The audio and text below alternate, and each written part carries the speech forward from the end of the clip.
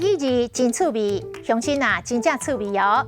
原来爱药，台语安尼写爱药，迄个情境让人尴尬，也就是觉得别扭，台语拢会当讲是爱药。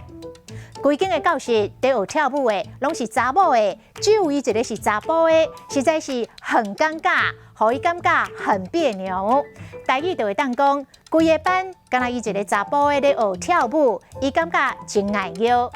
啊，甲即个中官坐公车，毋知要讲啥，实在是真爱摇。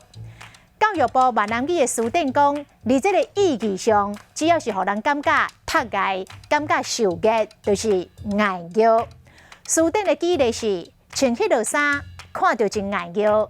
伊讲迄句话，我听到真爱摇。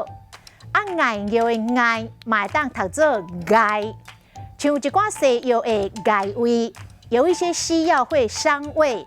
啊，说明碍着偏，就是顺了故意，逆了扫意，正歹两全。今仔日的台语字爱摇，实在真趣味。